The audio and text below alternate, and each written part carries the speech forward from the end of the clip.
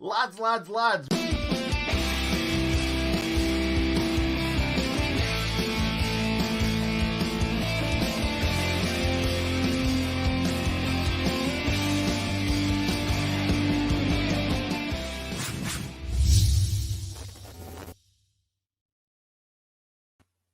Lads, lads, lads, welcome to another match reaction where I'm so happy to tell you that yet again we've lost 1-0. Whoa. If anybody has a go at me for being negative in this video, it's done. Okay, so like my hair, look at my hair. I need a haircut. Look at it, it's horrendous. But not, believe it or not, as horrendous as we were tonight. A lot of people saying, is this the worst performance of the season? I'm going to say no to that. I think it's the third worst performance of the season, I think. Southampton, number one. Away, that is. Crystal Palace, away, number two. This, number three. We created some chances. That's the only saving grace of today. We created one or two chances that we probably should have put away. Okay, so where do we start with that game? Horrendous first half. They had all the ball, all of it. We had a couple of set pieces that we put into the box that we didn't do anything with. Trying to think of a shot in the first half. A shot. No, struggling. Don't think so. Don't think we had a shot until probably midway into the second half. Yeah, poor, really poor. So they took it to us. They probably had 5, 6, 7 shots in the first half. Few on target. Nothing that really troubled Ramsdale. A few shots straight at him. One from Cavaliero on the right that he smashed over the bar, which he definitely should have done better with. But they passed us off the park. We couldn't get anywhere near him. And the starting lineup, I looked at it and thought, right, this is the worst starting lineup I've seen all season. And like compared with what sort of players that we've got to play with. And I thought, it's going to be one of them games where I'm thinking, this is a shocking team that we've put out compared with who we could put out. And I thought it was going to kind of turn in its head and we're going to play out of our skins. McBurney and Billy Sharp, decent enough strikers on their own, if you like, not together. They've not played one good game together. I'd love to see the stats on how many games we've actually won when those two have started up front together. Norwich at home last season, but I don't think they particularly played well. Billy Sharp scored a header from a beautiful Lundstram cross, but they didn't play well together. They've never played well together. And I don't know why Chris Wilder went for those two up front together. David McGoldrick on the bench, if you watch the watch-along, the amount of times I said, why is he not on the pitch? I said it so many times. And the fact that I understand why Jayden Bogle didn't start right wing-back, because Baldock is a much better full-back defensive-wise. And Lookman is obviously their danger man. Scored. Wasn't Baldock's fault for the goal. We'll get onto that. But the reason why Baldock played there is to, I would think, not mark him out of the game as such, but be a better defensive kind of influence on the team, be in the right positions, not get too high up like Jayden loves to do. But you've got McGoldrick and Jayden Bogle, two of your best players at the moment, on the bench, two of your most creative players on the bench in a game when you would probably say is a must-win. Now, we all know that we're down, but it's a must-win game, isn't it? It's got to be. If it's not at this point of the season, what is? Now, again, we're down 100%. We've just been absolutely hammered. Now, I know that the score's not going to tell you that, but we've just been played off the park by a relegation candidate. Now, I'm not saying that Fulham are going to get relegated. There's a good chance they will get relegated. They are. I think they're still in the bottom three. I haven't looked at the table. I don't want to look at the table. The only saving grace from this season is I think we've got enough in the tank to get 1 point by the end of the season and not finish on the same points tally as Derby as the worst team to ever play in the Premier League. Anyway, so let's move on to the second half because nothing happened in the first half other than them have a few shots and us lose the ball every time we got it. Because I will say, before we move on to the second half, that every time the ball, we either broke down their play, we then either gave it straight back to them or put it out of play. It was just shocking to watch. Shocking. We've got Lundstrom on the pitch. We've got Fleck on the pitch. Bash played centre mid today. I thought, looking at that, that was a good idea. In hindsight, maybe Norwood might have been the right player. Norwood came on and he was much better in that position than he has been in the last few games. He was dictating play. But at that point when Norwood came on, Fulham had sat back a little bit. They're like, let's kind of rest on our laurels because Sheffield United can't score goals for Toffee. So we're going to the second half. I expected Wilder to give him an absolute rocket. I were expecting to see David McGoldrick and maybe Ollie Burke or maybe Jayden Bogle to come on at halftime, shake the game up. That didn't happen, did it? And I'm blaming Chris Wilder for us not going into this game all guns blazing. Now, I don't think I've ever said I blame Chris Wilder for anything because Chris Wilder is a god in my eyes, in everybody else's eyes. But today, that was really, really poor.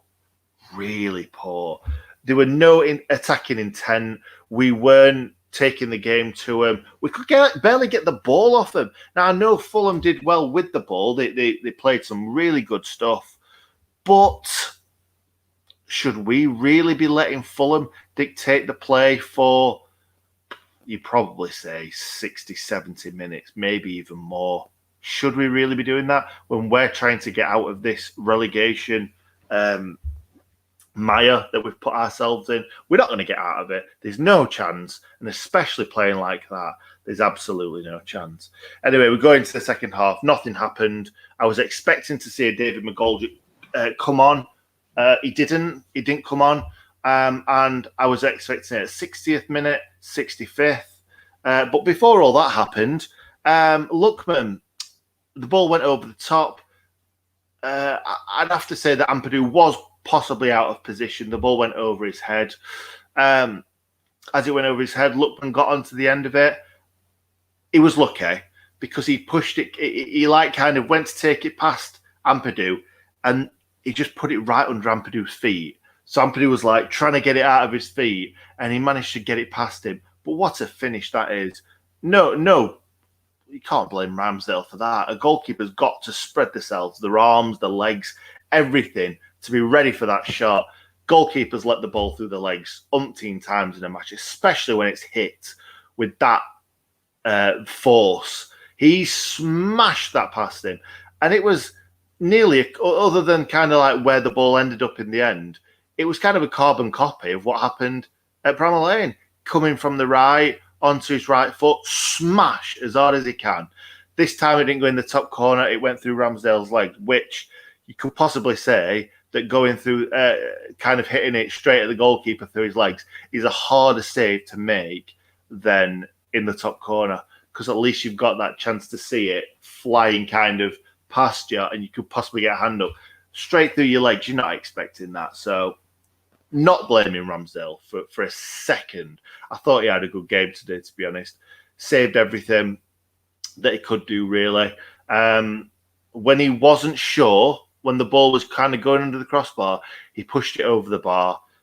He did everything that he could to keep the ball out of his own net, obviously, except for the Lookman goal, but not his fault.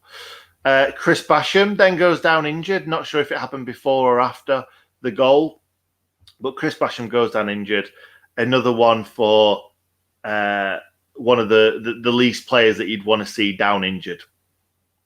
Chris Basham looking like it's a hamstring, looking like it could be a few weeks out. What else could happen? What else could go wrong? Oh yeah, I think we should have been given a penalty, if I'm being completely honest. But that would have just papered over the cracks. We didn't deserve a point today. They deserved all 3 points. And that's embarrassing to say that Scott Parker, who's had next to no Premier League experience. Well, no, sorry. He took them down, didn't they? But Scott Parker is nowhere near as experienced as some managers in this league, Wilder included. And he's masterminded beating us tonight. But it wasn't difficult, was it? Anyway, before we get on to the possible penalty, David McGoldrick finally came on with 19 minutes to go. So we were without David McGoldrick for 71 minutes, arguably our most creative player. All right, no, not arguably. Our most creative player is David McGoldrick. And David McGoldrick didn't come on until the 71st minute. What is that about? I can't remember when Bogle came on. I think it was about the 80th, something like that, maybe 79th. What are we doing? Why are we playing without 2 of our best players? Now, I understand that he played Baldock for a reason, but Bogle's got to be in the side, even if he's in for Lundstrom. What's Lundstrom done? When was the last time Lundstrom had a decent game? I couldn't tell you. Anyway, we attacked with more intent when McGoldrick came on. Can't remember if it was before or after when Ender Stevens got in. Lovely bit of play. Ball lobbed up to McBurney. Comes off his man. Picks the ball up into Sharp. Sharp plays it through to Ender Stevens. It looks like last season all over. And it were like, just put the ball in the back of the net. And I said on the watch-along, Ender Stevens in that position last season or back into the championship season, he scored a few goals and he absolutely smashed them, ripped them past the goalkeeper. And he just side-footed it straight at the goalkeeper. Now, that is a player with zero confidence. I expected that to hit the back of the net, if I'm being honest. It should have done. But Areola is a very good goalkeeper. Billy Sharp also went one-on-one, but that was mile offside. I don't know why Billy was so high up, but their line was brilliant. Stood right on the edge of the 18-yard box, all of them in a line. That is what you want to see as a defender or as a Fulham fan. That line to be as straight as that. Billy offside. I think even McBurney were offside as well in the middle. But Billy offside, still didn't finish it, but I thought it was one of them where Billy Sharp would put this in the back of the net. And the thing is, I'm glad he didn't, because if he'd have put it in the back of the net, we'd have been very, very happy for about a minute or two, and then we would have realised how much offside he was. So we'll just talk about the penalty. I'm not going to talk about each individual player, because I thought every player were poor. Every single player that started that game tonight were poor. Maybe McBurney and Sharp I can't put in that bracket because they didn't really have the service, did they? They had all the ball, Fulham, all of it. We barely got the ball. The midfielders were constantly giving the ball away. And it just outlined the fact that we weren't up for that second half as well, because one of the first things that happened was a throw-in into Fleck. He took a bad touch and he went straight out of play. And it's like, oh, my God, that is the start of supposed to be a bit of a rejuvenated team after half-time. And obviously just took his eye off the ball and knocked it out of play. Brilliant. What you love to see.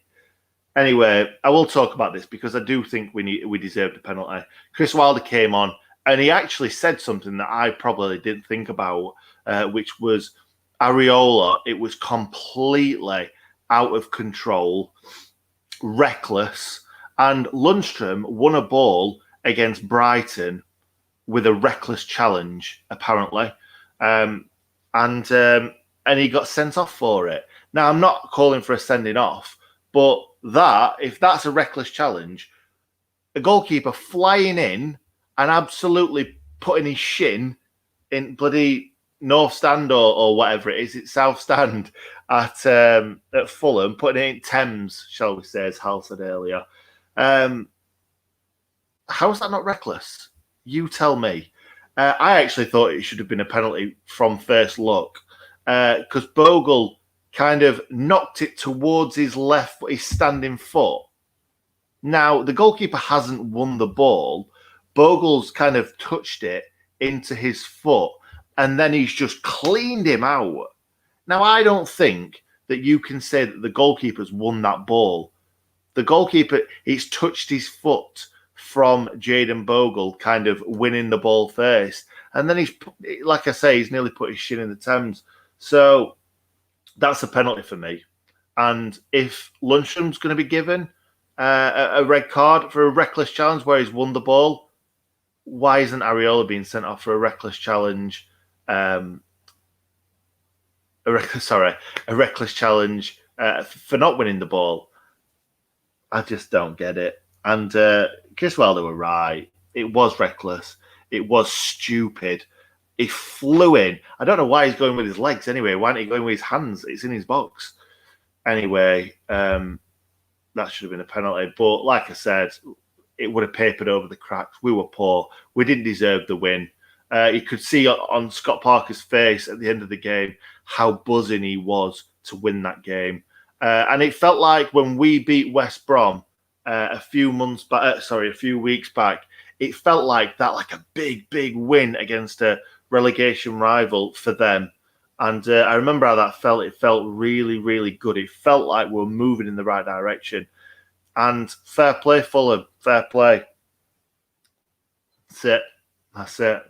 That's the end. I think we've all got this lingering hope that we might stay up. I still think we possibly have. Everybody, every Blades fan will have in the back of his mind, because of how well we played last season, that we might just... No, it's not going to happen though, is it? It's not going to happen. We've not got the players. We're not playing well enough. It's just not good enough at the moment, is it? Anyway, let's not carry on. I'm sick of it. It's nearly 11 o'clock. I've missed watching Harry Potter. I'd have rather have watched Harry Potter than watch that crap. They were shocking. And like I said, if anyone comes in the comments and calls me negative, don't even, because that was shocking. Anyway, like I said, I'm not going to go through all the team. I thought Ramsdale had a half-decent game. Let me think. Midfield was shocking. Defence did okay, actually. Strikers, no service. David McGoldrick, when he came on, tried to make things happen, which is what David McGoldrick does. That's why we start him for most games. Jayden Bogle did great when he came on. That's because he's been brilliant recently and he's a really good player. So, start him. Start the players that are playing well. What's the big deal? What's hard about that? Anyway, I'm done. Let's leave it there, guys. Let's leave it there. Let's go into the comments and see what people have got to say. Oh, my God. Carl Shipston, definitely a pen. Red card anywhere else on the pitch. You're right. And you could probably liken it to Van Dijk. When Van Dijk got injured, Pickford. That was crazy. That was a crazy tackle. And I don't think anything was given for that. But can someone tell me what Souness said about the penalty decision? Because I've not watched it. Obviously, we were doing the watch along, so I've had mute on, so I didn't hear any of it, and then I've come on to do this because somebody said, "Oh, it's good to watch." Okay. Tyler, thank you very much. Nobody can blame you for being negative. There was nothing to be positive about. Thank you very much, mate. I really appreciate that, because the amount of people that gave me grief after I thought we underperformed against Bristol City, even though we won, it was crazy. Glenn, fans matter in football. Too many strange results during lockdown without fans. Absolutely, mate. Absolutely. It would be a different story. It would be a different story if we were there and we could support and we could get behind the lads. It would have been different all season, even with losing Jack O'Connell, even with losing Sander Berger, even with losing Egan. I just feel that crowd gives every one of them players at Bramall Lane a lift, and we wouldn't be negative if if we were at the game, we would be supporting them from minute one because we want to see us in the Premier League. We don't want to see us get relegated. We don't want to. We thought last season, from how good we played, we'd bring in Sander Berger, who'd better the squad, bring in Brewster, better the squad, and you would think they would have, but it's not been about bettering the squad. It's been about survival, and survival's not coming, is it? Positives from Hal. It's nearly over. Negatives, it's nearly over. I don't think that's a negative, the fact that it's nearly over, mate. I really do think it's a positive. I can't wait for us to end this season and go into the Championship, hopefully rejuvenated, go and win a few football games and actually start enjoying watching football again. Right, okay. So, Baltic Monkey, I do know you are, mate. Hi, Nick. At least in Championship, we won't have VAR and can smash some new away days. Absolutely, mate. I love going to away days, especially the ones that I haven't been. Luton, I have actually been to Luton before. But yeah, it'll be nice to go to Luton. Go to some poorer grounds, if you like. Dugout. The last World Cup, how many English referees did we have? None. That's how good our referees are. Yeah, absolutely. What Souness said, he said, anyway on the pitch, it's a red. Yeah, exactly. A few people disagree with me in the watch along that it was a penalty, but I thought it was a penalty initially. Yeah, Andrew's right. We don't deserve the Prem if we can't beat Fulham. I'm going to leave it on Joseph Parker because Joseph always knows what he's talking about. Should we start emotionally preparing for outgoing transfers? Who do you think it'll be? We spoke about this on the live stream. Possibly Egan, possibly Jack O'Connell, definitely Sander Berger. Like, unless nobody comes in for him because he's been injured for like 80% of the season. Sander will be going. He's way too good for the Championship. A lot of these players are way too good for the Championship. Jack O'Connell is, Egan is. All of them could be picked up by mid to top of the table clubs. So let's leave it there, guys. I've had enough. I'm going to bed. I was going to edit the Fans React tonight, but I'm not in the right state of mind for that rubbish. Not that the Fans React is rubbish. I'm just not in the right state of mind to even listen to people talk about how rubbish we were tonight. Anyway, thanks for watching, guys. I feel like I'm going to sneeze, so I need to go before I sneeze on you all. So thank you very much for watching. I really appreciate everything that everyone still comes back to watch these videos. I appreciate it so much because we don't want to be watching us play crap every week. I don't want to be negative myself. I don't want to talk about how bad we've played. I want to be talking about how good we've played. And, oh, that was a great save. Oh, that was a great goal. Oh, that was a great bit of play. Just can't do it. Anyway, thank you very much. Positives, more wins next season. We hope so. I was actually going to click on the cheers, Nick. Just enjoy the rest of our Premiership games. I'm not sure we can. Joseph Parker. Night, Nick. Thanks, Joseph, mate. Appreciate it. See you, mate. Head up. Thank you, guys. I'm going to have a really lovely day off tomorrow before I'm back to work on Monday. Woo, can't wait. So, yeah, again, thanks for watching, guys. Really appreciate everyone being here. Until the next time, stay in good, Nick.